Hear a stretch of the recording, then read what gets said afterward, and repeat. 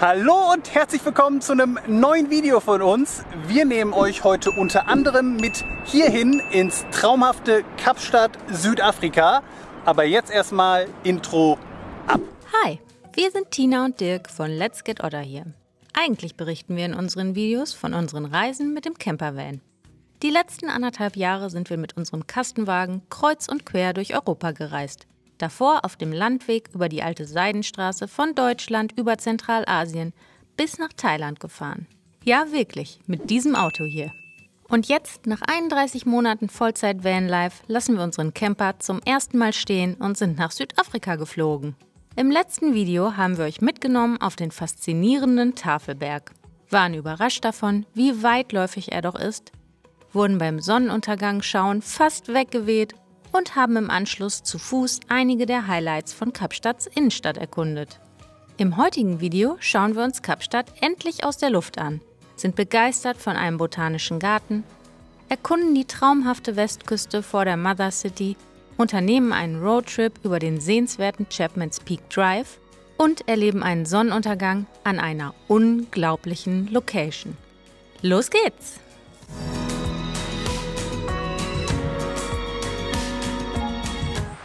Wir gucken uns heute die Kirstenbosch Botanical Gardens an. Die sind super berühmt, egal welche Top-10-Liste man sich anguckt, was man hier so in Kapstadt machen kann. Die sind auf jeden Fall dabei. Wir sind jetzt nicht so die Pflanzen- und Blumenexperten, wir machen das also nicht so oft. Aber heute ist super warm und deswegen haben wir gedacht, es ist bestimmt ein bisschen angenehmer zwischen den ganzen Bäumen. Und außerdem soll es hier sehr schöne Aussichten geben. Die gucken wir uns auch an. Los geht's!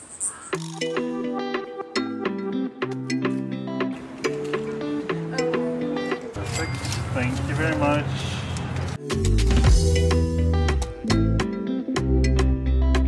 Die Kirstenbosch Botanical Gardens, die als Teil des Cape Floral Kingdom den Status eines UNESCO-Weltkulturerbes tragen, gelten als einer der schönsten botanischen Gärten der Welt. Diese Einschätzung ist natürlich subjektiv, aber wir haben sie vielfach gelesen. Auf 36 Hektar Fläche werden hier schon seit 1913 die einheimischen Pflanzenarten der Kapregion geschützt und erhalten. In dieser Zeit erwarb der damalige südafrikanische Premierminister Rhodes das Land und schenkte es dem Staat. Auf dem Areal, das sich am östlichen Hang des Tafelbergs befindet, lassen sich rund 7000 unterschiedliche Pflanzenarten entdecken.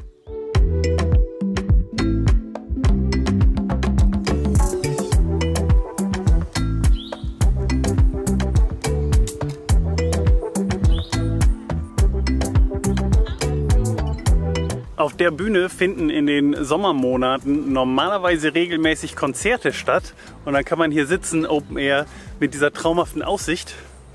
Aber ja, Corona natürlich, deswegen findet das aktuell nicht statt. Schade.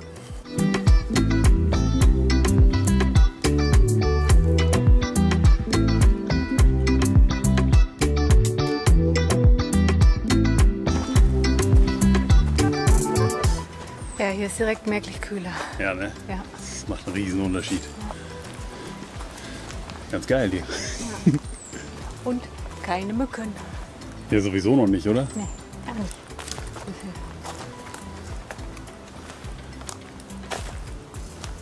Überleg mal, wie das hier in Thailand wäre. Ja.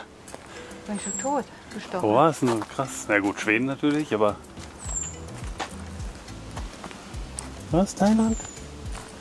Ja, Thailand war schon ganz schön viel mit Mücken. Ja.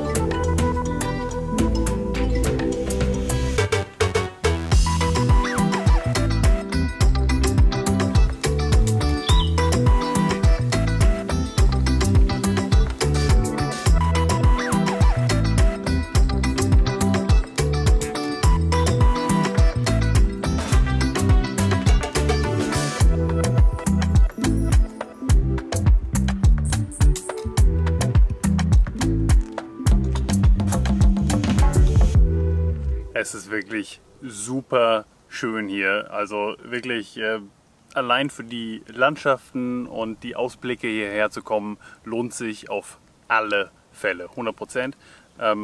Der Eintritt ist relativ teuer, wenn man so will, vielleicht. 200 Rand, 12 Euro pro Person.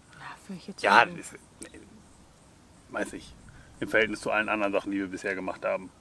Ja, gut. Aber 10 Euro pro Person. 12. 12 Euro pro Person. Ja, ist okay. Ja. Lohnt sich, wie gesagt, 100%. Klare Empfehlung, kommt hierher. Und es gibt wirklich wahnsinnig viele Pflanzen. Wir lesen ab und zu Schilder. Und dann hört es auch leider schon auf. Aber ja, klare Empfehlung von uns. Ja, definitiv.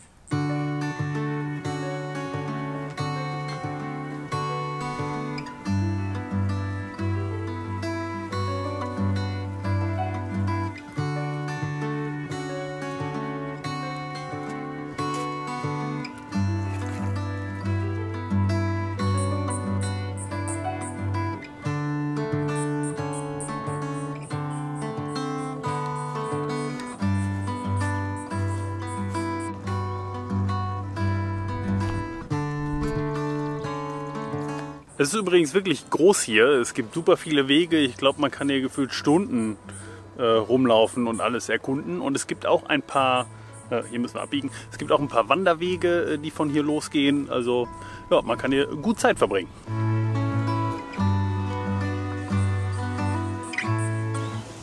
Warum genau ist dann Dinosaurier? Weil hier Dinosauriers waren. Ja, verstanden, ja. Hier waren mal Dinosaurier. Jetzt noch.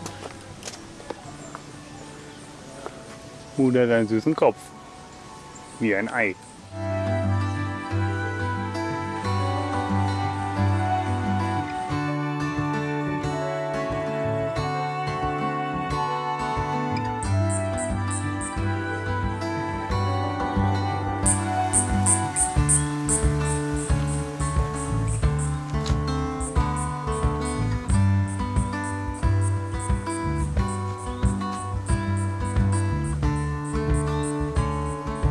Hier gibt es Otter.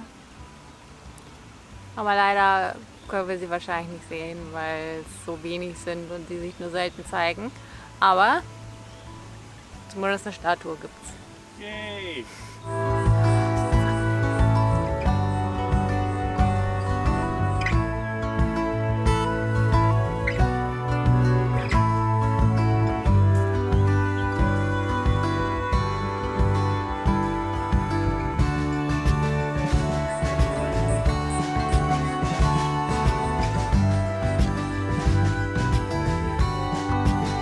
Es ist super lecker und gar nicht mal teuer.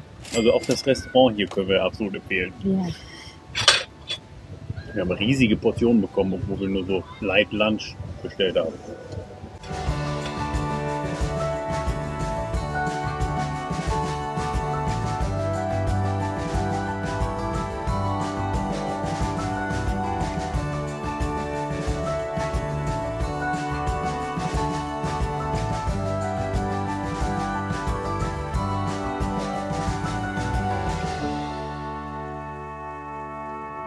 Wir sind jetzt zwar im Urlaub, aber wir arbeiten ja eben auch von unterwegs und heute war so ein Tag, wo wir ja eigentlich den ganzen Tag an unseren Laptops saßen, trotz des guten Wetters. Aber das hält uns nicht ab, zumindest für den Sonnenuntergang nochmal rauszufahren. Wir wollen an den Camps Bay Strand fahren. Da soll es einen sehr, sehr schönen Sonnenuntergang oder zumindest eine gute Aussicht geben. Und da werden wir jetzt mal schauen, ob wir einen guten Platz finden. Ja.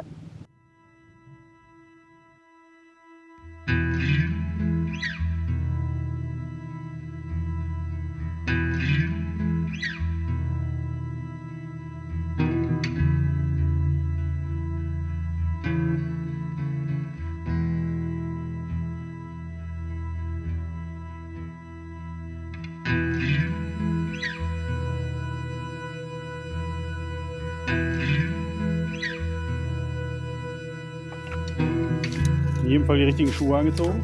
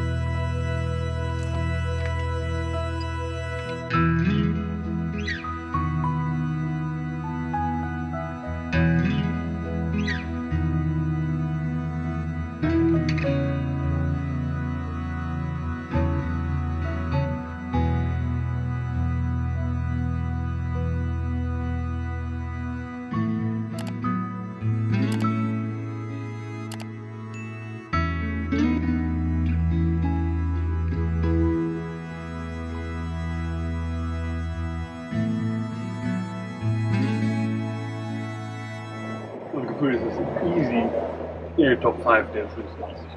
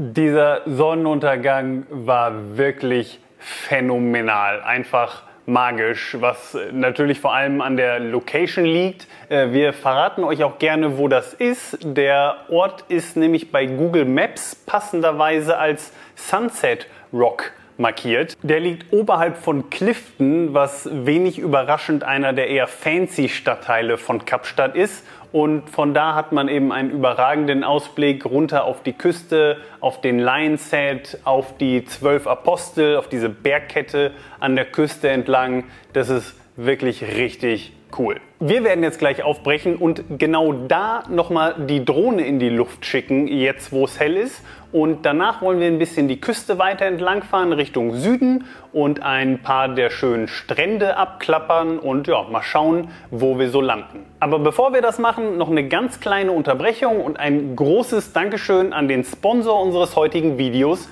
Bookbeat. Vielleicht kennt ihr Bookbeat ja schon. Für alle, die es noch nicht kennen, Bookbeat ist eine Hörbuch-App mit Flatrate-Modell, die wir jetzt schon seit einigen Monaten fast täglich nutzen. Flatrate bedeutet dabei, dass man im Monat so viele Hörbücher hören kann, wie man will. Man ist also nicht wie bei anderen Anbietern auf nur ein Hörbuch im Monat beschränkt. Das finden wir richtig gut, denn bei uns ist es so, dass wir in der Regel unterschiedliche Hörbücher hören. Einerseits zusammen, tatsächlich fast jede Nacht zum Einschlafen. Da hören wir aktuell A Game of Thrones bei George R.R. Martin.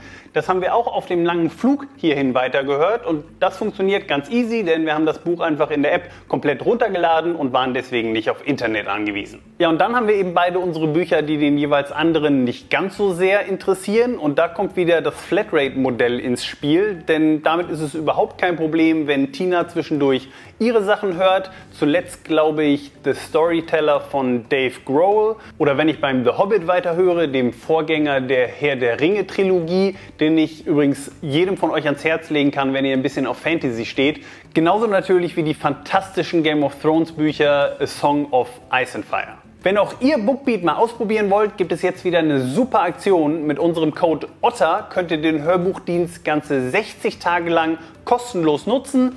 Danach könnt ihr, wenn ihr wollt, eins von 3 Abo-Modellen abschließen und Bookbeat ab 9,99 € im Monat weiter benutzen. Keine Mindestvertragslaufzeit und jederzeit kündbar, genauso wie es sein sollte. Wir finden, das lohnt sich auf alle Fälle, ist nicht nur perfekt für lange Reisen mit dem Auto oder Flugzeug, sondern auch, wenn man einfach mal abschalten und in eine neue Welt abtauchen will. Wir tauchen jetzt auch ab in eine andere Welt, nämlich in die Luft mit der Drohne über Kapstadt und dann immer weiter der Küste entlang Richtung Süden. Los geht's!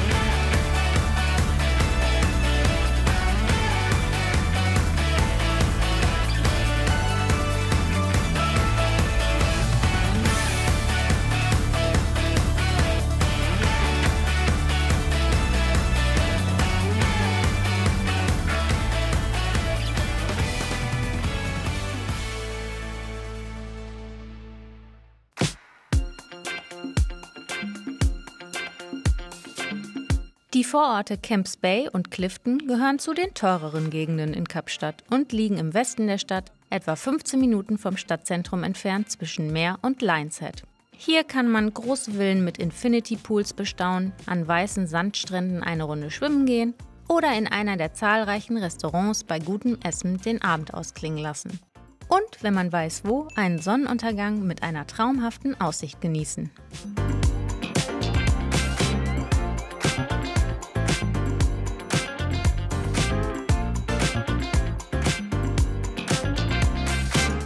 Gooi das auf.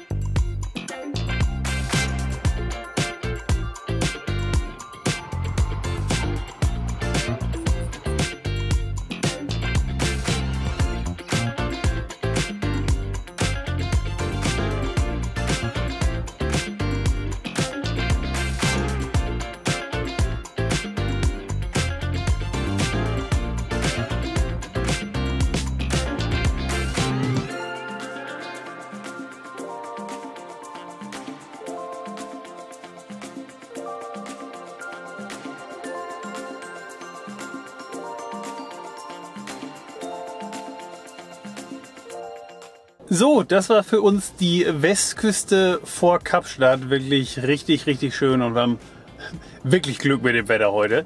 Wir haben uns jetzt gerade ganz kurzfristig dazu entschieden, nicht auf dem gleichen Weg zurückzufahren, sondern in einem kleinen Bogen, einen kleinen Umweg zu fahren, um den Chapman's Peak Drive noch mitzunehmen. Das ist eine Panoramastraße hier an der Küste entlang, eine Mautstraße, für die man ungefähr 3 Euro bezahlen muss, um sie befahren zu dürfen. Die ist so an den Hang gebaut oder so ein bisschen in den Felsen reingeschlagen und soll sehr schön sein. Wir wollen die euch auch nochmal in einem anderen Video detaillierter vorstellen, aber da kommen wir dann von einer anderen Richtung, wenn wir am Kap der Guten Hoffnung waren. Aber jetzt fahren wir in die andere Richtung, einfach um das auch mal gemacht zu haben. Soll ja schön sein. Weiter geht's.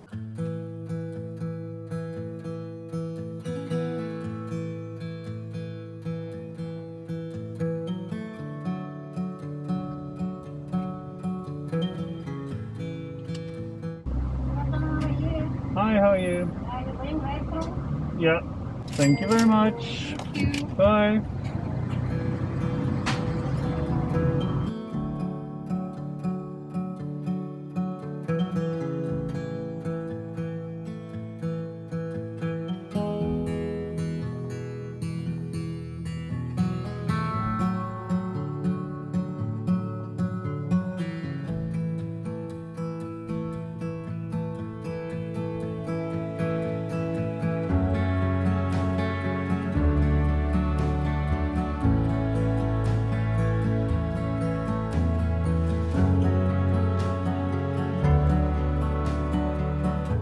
Der Chapman's Peak Drive ist definitiv schön, das können wir jetzt schon sagen.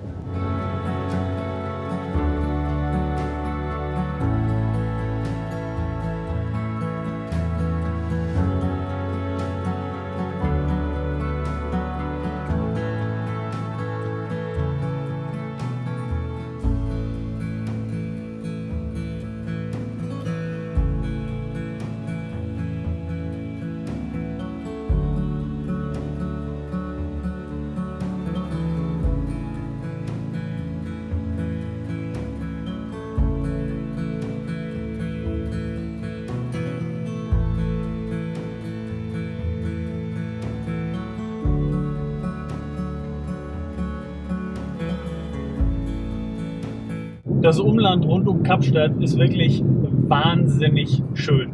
Also wenn ihr mal hier seid, hoffentlich habt ihr ein bisschen Zeit, nehmt euch einen Mietwagen, fahrt ein bisschen rum, besucht die Strände, fahrt einfach rum. Es ist wirklich super schön. Absolute Empfehlung von uns. Ja. Und mit diesen Bildern unseres Rückwegs beenden wir das heutige Video. Nächste Woche nehmen wir euch dann mit auf den wohl bekanntesten Roadtrip, den man von Kapstadt aus machen kann. Zum Kap der Guten Hoffnung. Das wird richtig gut. Wenn ihr mit uns zusammen dahin reisen wollt, schaut also gerne auch nächsten Sonntag wieder vorbei. Das würde uns sehr freuen. Genauso wie wenn ihr diesem Video hier einen Daumen hoch geben würdet und uns in den Kommentaren wissen lasst, was euch am besten gefallen hat und wo ihr vielleicht selbst am liebsten mal hinfahren würdet. Viele Grüße aus der Ferne und bis zum nächsten Mal.